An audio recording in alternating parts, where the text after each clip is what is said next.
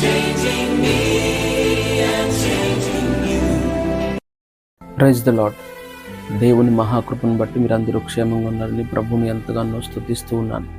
ఇదినమో దేవుని వాక్య ధ్యాన నిమిత్తమై యెషయా గ్రంథము 61వ అధ్యాయము 6వ వచనాన్ని ధ్యానించుకుందాం. మీరు యెహోవాకు యాజకులనబడుదురు అనే మాటను ఆ వచనంలో మనం గమనిస్తూ ఉన్నాం. వాస్తవానికి వాగ్దానాన్ని దేవుడు ఇశ్రాయేలు ప్రజలకు అనుగ్రహించి ఉన్నాడు. పాత నిబంధనలో దేవునికి యాజకులు అనబడిన వారు లేవి గోత్రులోంచి దేవుడు ఎన్నిక చేసుకున్నాడు.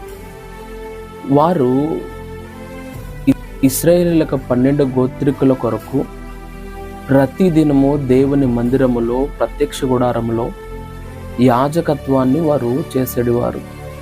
ఈ దినము నిస్వార్థంగా నిస్సందేహంగా ఏ లాభం అపేక్షించకుండా ప్రజల కొరకు విజ్ఞాపనం చేసే ప్రతి ఒక్కరు కూడా యాజకులుగా ప్రభు దృష్టికి ఉంటారు.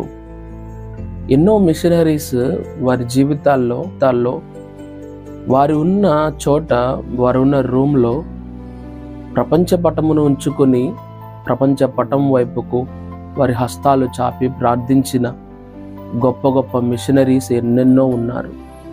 వారందరూ కూడా యాజకులుగానే పిలువబడుతున్నారు.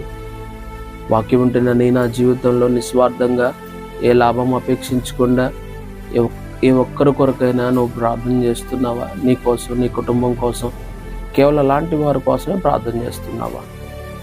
మనము దేవుని యాజకులుగా పిలువబడుతున్నామని దేవుని వాక్యం చెప్తున్నది. కాబట్టి వాక్యం ఉంటున్న నీ నా జీవితంలో నిస్వార్థంగా కూడా ఇతరుల కొరకు, మనకు తెలియని వారి కొరకు కూడా మనం ప్రార్థన చేయాలి. ఇంకా సువార్తను అందని అనేక ద్వీపాలు ఉన్నాయి, అనేక ప్రాంతాలు ఉన్నాయి.